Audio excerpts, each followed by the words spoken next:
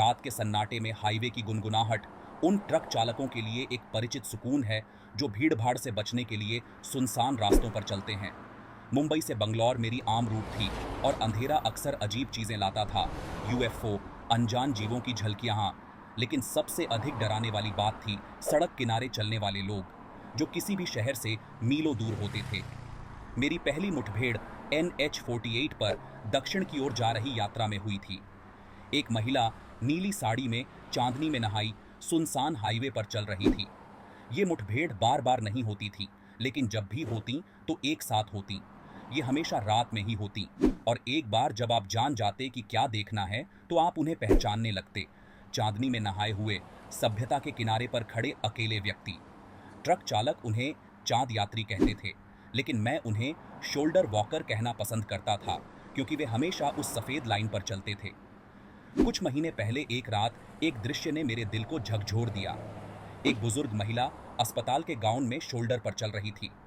उसकी ढंसी हुई आंखें, फ्रिजी सफेद बाल और पीली त्वचा किसी के अंत के करीब होने की कहानी कहती थी। फिर भी उसने एक अजीब मुस्कान पहनी हुई थी, जैसे उसके पोते ने उसका नाम पुकारा हो। उसकी चप्पलें बजरी पर घसीटती हुई आवाज कर रही थी। मेरे अपने दादी के चप्पलों की आवाज हमारे पोर्च के फर्श पर। मैं रुकने के लिए खुद को रोक नहीं सका और मैंने अपना ट्रक धीरे किया और रोक दिया। अपनी टॉर्च लेते हुए मैं बाहर निकला। घसीटने की आवाज और भी तेज हो रही थी जब मैं उसके पास पहुंचा। मेरा फोन दिखा रहा था कि सबसे नजदीकी शहर 50 किलोमीटर से अधिक दूर था। यह कमजोर महिला इतनी दूर चलकर नहीं आ सकती थी। उसके पास पहुंचकर मैंने पुकारा, नमस्ते माई, आप ठीक हैं? मेरी आवाज सुनसान में गूंज उठी। केवल घसीटने की आवाज जारी रही। जब रोशनी उसके चेहरे पर पड़ी तो मेरी रीढ़ में एक सिहरन दौड़ गई। उसकी बीमार हालत करीब से और भी ज्यादा भयानक लग रही थी, लेकिन उसकी खाली मुस्कान ने मेरी रीढ़ में ठंडक भर दी। माई, आप खो गई हैं, आपको मदद की जरूरत है, मैंने शांत दिखने की कोशिश करते हुए कहा। कोई जवाब नहीं, बस धीमी स्थिर चाल आगे की ओर। मेरा दिल जोर से धड़क रहा था। वह बस भ्रमित है, मैंने सोचा, लेकिन मेरे पैर वहीं जमे रहे। वह करीब आई और जैसे ही वह कुछ फीट दूर पहुंची, उसके झुर्रीदार हाथ धीरे धीरे उठने लगे। उसकी उंगलियां मेरी ओर हिलने लगीं, जैसे दादी अपने पोते के चेहरे की ओर हाथ बढ़ा रही हों। उसका मुंह खुला, लेकिन कोई शब्द नहीं निकला। केवल एक चौड़ी, बेचैन करने वाली मुस्कान दिखाई दी, जिसमें पीले मसूड़े दिख रहे थे। घबराहट ने मुझे जकड़ लिया, मेरे पैर कांप गए और जैसे ही मैं गिरा, उसने अप्रत्याशित गति और ताकत के साथ मेरे टखनों को पकड़ लिया। मैंने पीछे खींचने की कोशिश की, लेकिन उसकी पकड़ असंभव रूप से मजबूत थी, मुझे सड़क पर घसीटते हुए। उसकी नजरें मेरी नजरों से जुड़ी रहीं। वे ढंसी हुई आंखें एक अजीब रोशनी से चमक रही थीं। मुक्त होने के लिए मैंने पूरी ताकत से लात मारी और उसका जबड़ा जोड़ दिया। डरावनी बात यह थी कि यह पत्थर की तरह सख्त था, लेकिन राहत की बात यह थी कि उसने छोड़ दिया, बिना किसी चोट के निशान के। पीछे हटते हुए मैं सड़क के बीच में पहुंचा, जबकि वह शोल्डर पर चलती रही। उसकी मुस्कान गायब हो गई, उसकी जगह एक कड़ा रेखा बन गई। फिर भी उसकी नजरें मुझ पर टिकी रहीं जब तक वह टॉर्च की रोशनी से बाहर नहीं हो गई। केवल उसकी चप्पलों की घसीटने की आवाज बाकी रह गई। एक अनंत काल के बाद मैंने अंततः हिम्मत जुटाई और अपने ट्रक पर वापस चढ़ गया। महिला गायब थी, लेकिन जब मैंने हाईवे पर तेजी से ड्राइव किया तो जल्द ही मैंने उसे फिर से देखा। उसकी नजरें मुझ पर टिकी थीं, एक ठंडा संदेश दिए हुए। अंतिम नजर में मैंने उसकी पतली फटी हुई होंठों को देखा, जो एक अजीब सी मुस्कान में फैले हुए थे। अन्य ट्रक चालकों के अनुसार मैं पहला व्यक्ति हूं जिसने एक शोल्डर वॉकर से बात की है, और वे प्रार्थना करते हैं कि मैं आखिरी रहूं। उस रात के बाद से मैंने कई और को हाईवे के अंधेरे हिस्सों पर चलते देखा है। एक बार तो मैंने एक बच्चे को भी देखा, लेकिन अब मैं कभी भी उनके लिए नहीं रुकूंगा, और अगर आप समझदार हैं तो आप भी नहीं रुकेंगे। सबसे अधिक परेशान करने वाला बदलाव, उस मुठभेड़ के बाद से शोल्डर वॉकर हमेशा मुझसे नजरें मिलाते हैं जब मैं पास से गुजरता हूं। पहले वे अनजान लगते थे, ऐसा लगता है कि जैसे उस बूढ़ी औरत का अनुभव उनका हो गया है। हर बार जब वे खाली आंखें मुझसे मिलती हैं, मेरी रीढ़ में सिहरन दौड़ जाती है। यह सोचकर कंपी छूट जाती है कि अगर मैं बच नहीं पाता तो क्या होता, लेकिन कम से कम मेरी कहानी बाहर है। शायद, सिर्फ शायद, ये किसी को शोल्डर वॉकर के आतंक से बचा सके।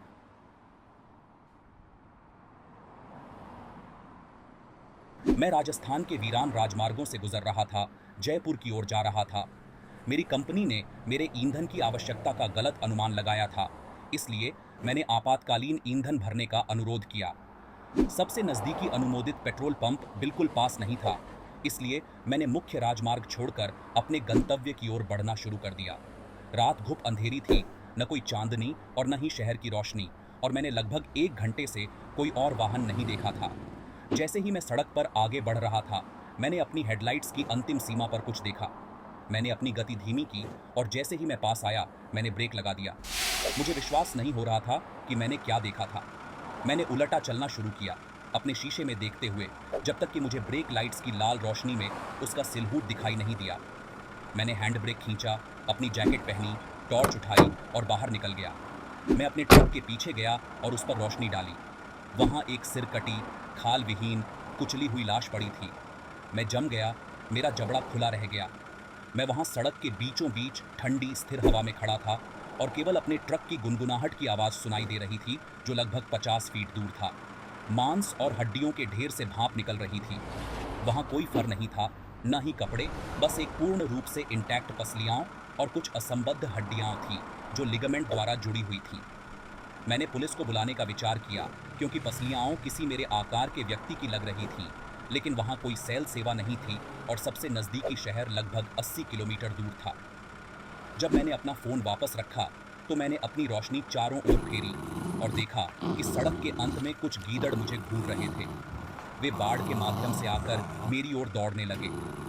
मुझे लगा कि यह वही समय है जब मुझे ट्रक में वापस जाना चाहिए, इससे पहले कि चीज़ें खतरनाक हो जाएं। इसलिए मैं ट्रक में वापस आ गया और अपनी यात्रा जारी रखी। जैसे ही मैं चला, मेरे मन में सवालों की बाढ़ आ गई। मैंने अभी क्या देखा था? यह सड़क के बीचों बीच कैसे आ गया? और सबसे महत्वपूर्ण, क्या यह इंसान था? मैंने अपने दिमाग से उस छवि को झटकने की कोशिश की, लेकिन यह मुझे अस्थिर करती रही। मेरे चारों ओर का अंधेरा और भी गहरा हो गया और सड़क पर हर छाया मेरे दिल की धड़कन को बढ़ा देती। करीब 20 मिनट बाद मुझे आखिरकार एक छोटे से पेट्रोल पंप की धुंधली रोशनी दिखाई दी। राहत की सांस लेते हुए मैंने अंदर जाकर अपने ट्रक में ईंधन भरवाया। अटेंडेंट, एक मध्यम आयु का आदमी जिसकी मोटी मूंछें थीं, ने मेरे चेहरे की पीली रंगत देखी और पूछा कि क्या सब कुछ ठीक है। मैंने हिचकिचाते हुए अपनी मुठभेड़ की कहानी साझा करने का फैसला किया। उसकी अभिव्यक्ति गंभीर हो गई और उसने बताया कि जिस सड़क से मैं अभी आया था, वह अजीब घटनाओं के लिए कुख्यात थी। स्थानीय लोगों के बीच रहस्यमय गायब होने और अनसुलझी घटनाओं की कहानियां आम थीं। पेट्रोल पंप से निकलते समय अटेंडेंट के शब्द मेरे मन में गूंजते रहे। बाकी की यात्रा जयपुर तक बिना किसी घटना के रही, लेकिन मैं उस एहसास को नहीं हटा सका कि मैंने कुछ असाधारण देखा था। जब मैं आखिरकार अपने गंतव्य पर पहुंचा तो मैं थका हुआ था, लेकिन सुरक्षित होने के लिए आभारी था। मैंने इस घटना की सूचना अपनी कंपनी और स्थानीय अधिकारियों को दी, लेकिन मुझे किसी निष्कर्ष के बारे में कभी कोई जानकारी नहीं मिली। आगामी दिनों में मैं उस क्षेत्र के बारे में अनुसंधान में जुट गया। मुझे पता चला कि जिस राजमार्ग पर मैं था, NH8 का एक अंधकारमय इतिहास था।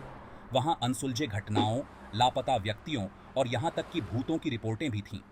कुछ स्थानीय लोग मानते थे कि वह क्षेत्र श्रापित था, जबकि अन्य का मानना था कि यह जंगली जानवरों या डाकुओं का काम था।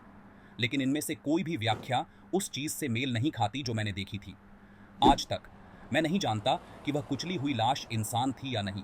जो भी था, मैं कुछ भयावह का गवाह बनने से बस थोड़ी ही दूरी पर था।